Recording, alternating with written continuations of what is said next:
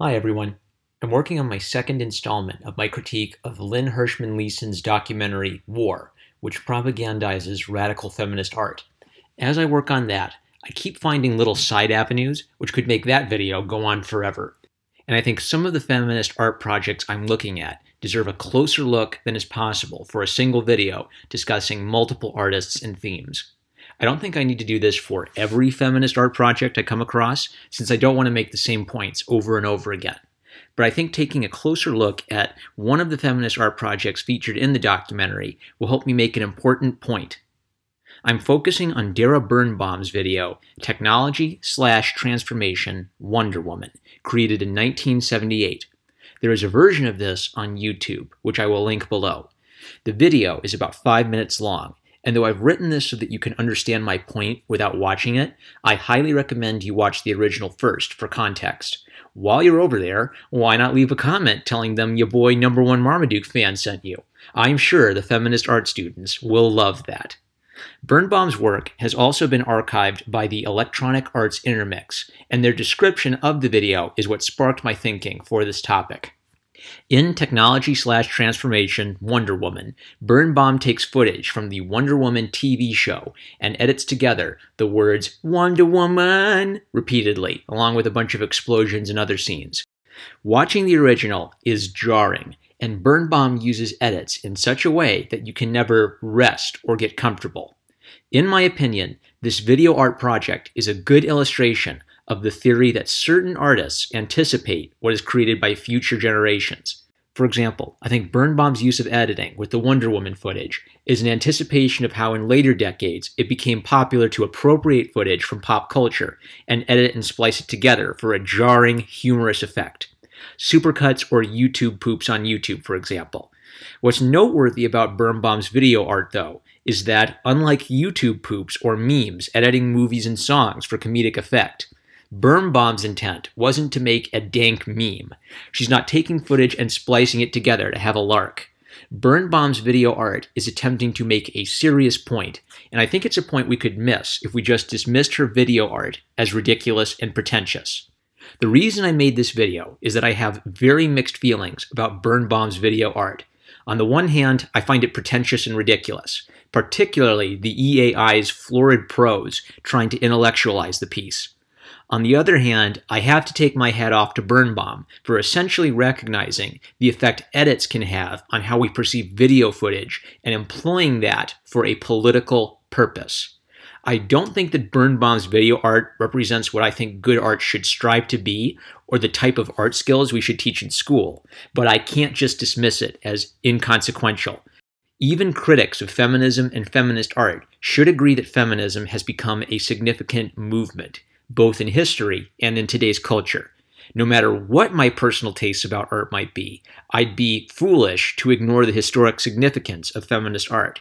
And what I like about this piece from Birnbaum is I think it is a great example of what avant-garde feminist art is: the deconstruction of the arts and entertainment in order to identify patriarchal themes and ideas. The academic feminist left cares about dumb stuff like Wonder Woman because they see fantasy and superhero stories as reinforcing Western civilization. This leads us to the EAI's description of this video. I call art descriptions like this one thesaurus speak because they use a kind of high language to give something kind of an intellectual spit polish. When you read it, it sounds kind of smart, but when you step back and look at the video it's describing, it looks pretty silly and pretentious. For example, the EAI describes Birnbaum's video as an incendiary deconstruction of the ideology embedded in television form and pop culture iconography. Here, we might ask, how does Birnbaum go about doing this? Well, cringe warning. Here's how the EAI explains this. Birnbaum isolates and repeats the moment of the real woman's symbolic transformation into superhero, entrapped in her magical metamorphosis by Birnbaum's stuttering edits. Wonder Woman spins dizzily like a music box doll. Through radical manipulation of this female pop icon, she subverts its meaning within the television text. Arresting the flow of images through fragmentation and repetition, Birnbaum condenses the comic book narrative. Wonder Woman deflects bullets off her bracelets, cuts her throat in a hall of mirrors, distilling its essence to allow the subtext to emerge. In a further textual deconstruction, she spells out the words to the song Wonder Woman in Discoland on the screen. The lyrics double entendres. Get us out from under Wonder Woman. Reveal the sexual source of the Superwoman's supposed empowerment. Shake thy Wonder Maker. Okay, gang. Embrace the cringe, love the cringe, let the cringe flow through you, and, if you can, release the cringe.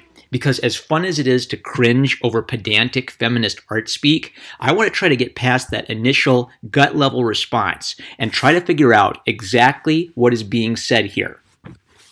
According to the EAI, Birnbaum is deconstructing ideological themes in the Wonder Woman TV show. They object to Shake Thy Wonder Maker and other double entendres which sexualize Wonder Woman. It's prudish, it's puritanical, but from a feminist perspective, it's problematic for Wonder Woman to shake her Wonder Maker. It's saying poo-poo to the idea that Wonder Woman is a feminist icon. She's described as supposedly empowered because the idea is that Wonder Woman isn't really a good feminist icon because the female empowerment themes have been subverted by pop culture, the presumed male gaze which finds her attractive, and in my opinion, there's an implicit critique of Western civilization and capitalism here too. EAI quotes Birnbaum on the stutter step style of editing in this work. Says Birnbaum, the abbreviated narrative, running, spinning, saving a man, allows the underlying theme to surface. Psychological transformation versus television product. Real becomes wonder in order to do good, be moral, in an amoral or immoral society. Now, part of my problem with art theory and criticism discussing 20th and 21st century art is I sometimes don't know how much the theory has to do with the artist's intention. It's possible that EAI is reading something into Birnbaum's work which she didn't intend. For now, let's assume that the EAI has correctly understood Birnbaum's work and her intentions. If we assume this to be the case, this gives us context to understand her words better. What is it that Birnbaum is deconstructing? Wonder Woman as a television product. How does the real woman become the empowered Wonder Woman?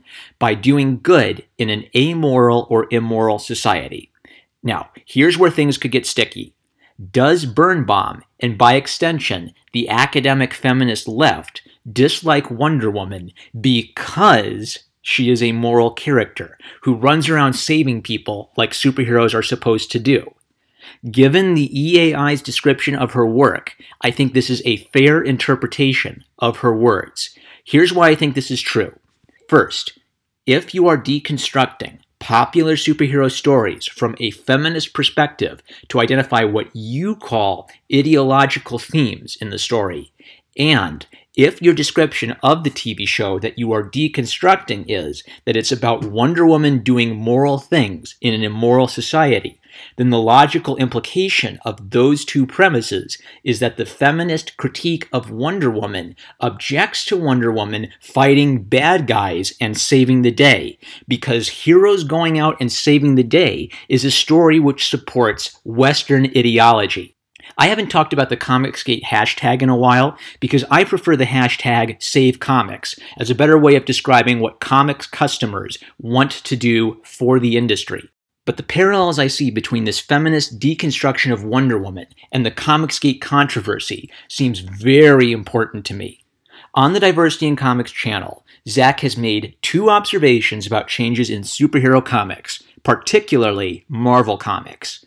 First, heterosexuality is never the answer.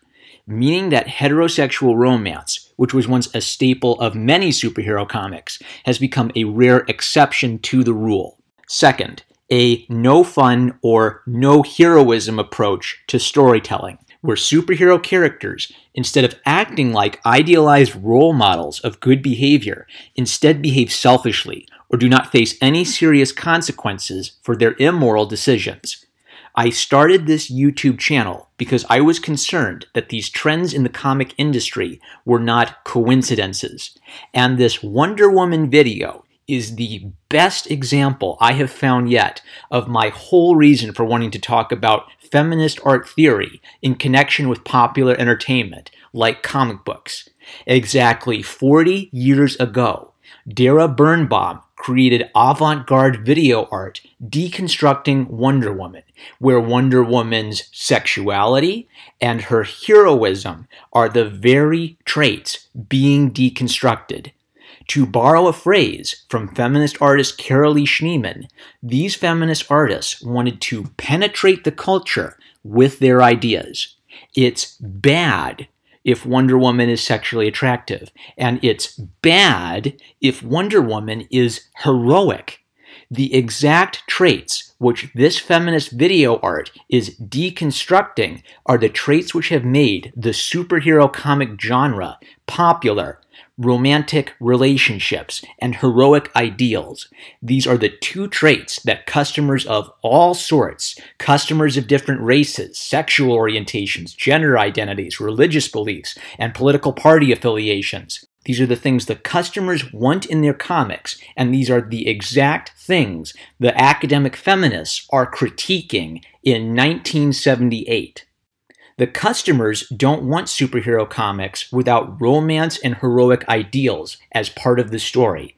My hypothesis is that the art theory behind academic feminist art explains this change in the mainstream comic industry, why the style of storytelling in superhero comics has evolved from simple escapist moral tales to a very different style of storytelling.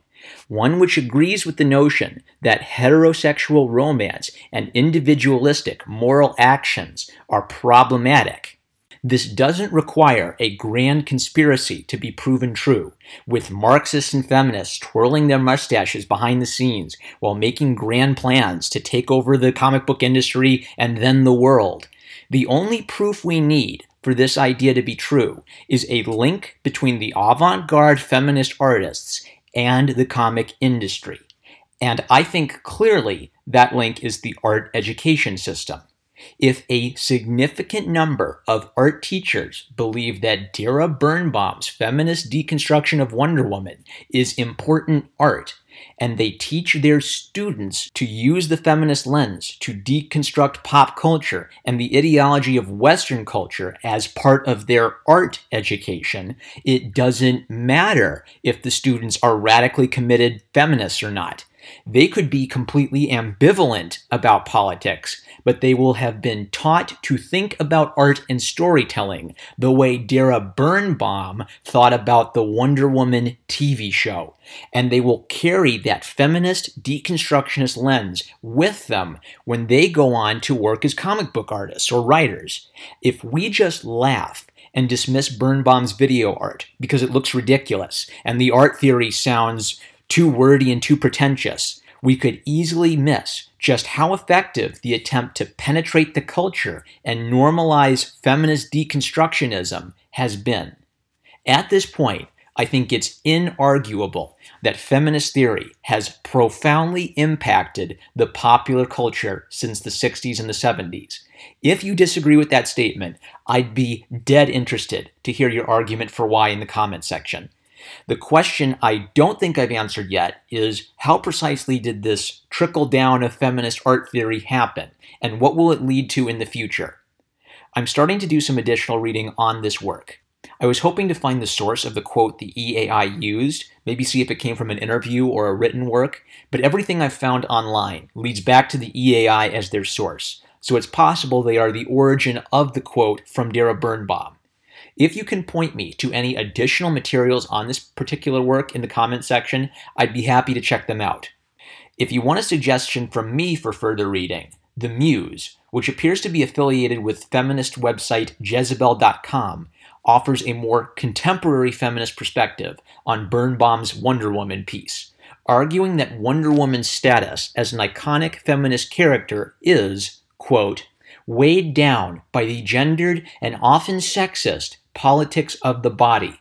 This idea connects with a more radical feminist theory that mainstream art, which co-opts feminist politics, only serves to reinforce the Western ideas and male fantasies, like heroism and sexuality, which the feminists seek to deconstruct.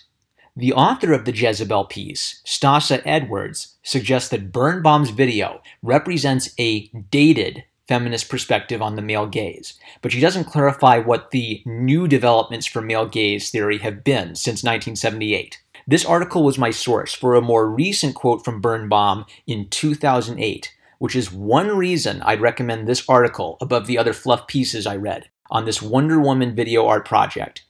I provided links and citations to Edwards' article and the original source of Birnbaum's quote in the description below.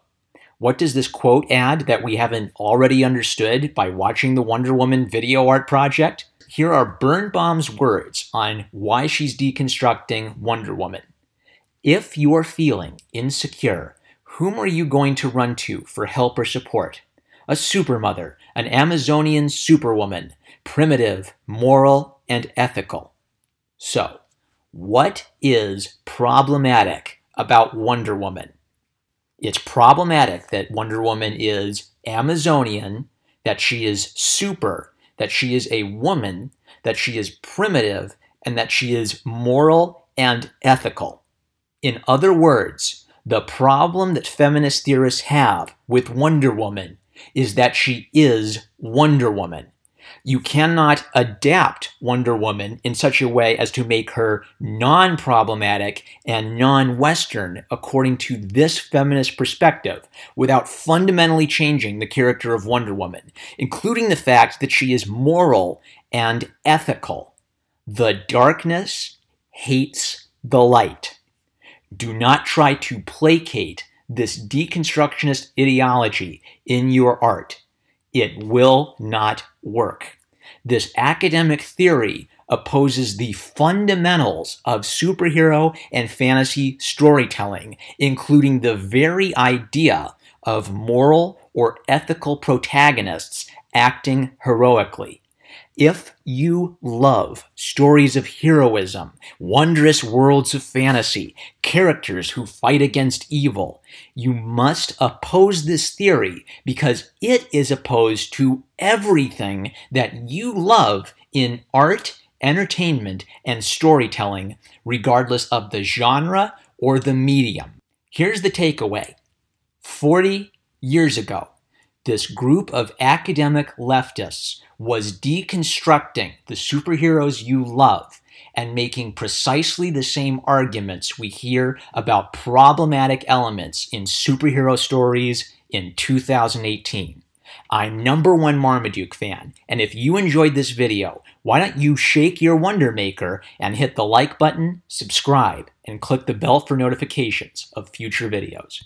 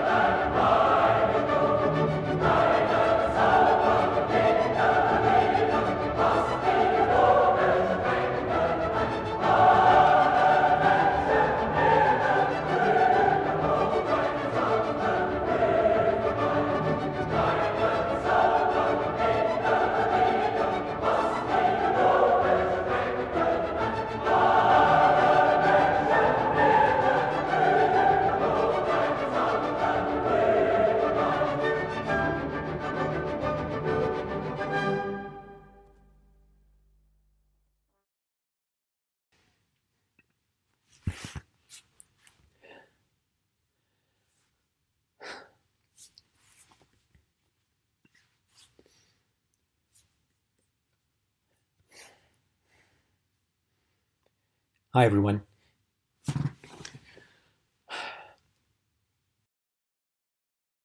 like a music box.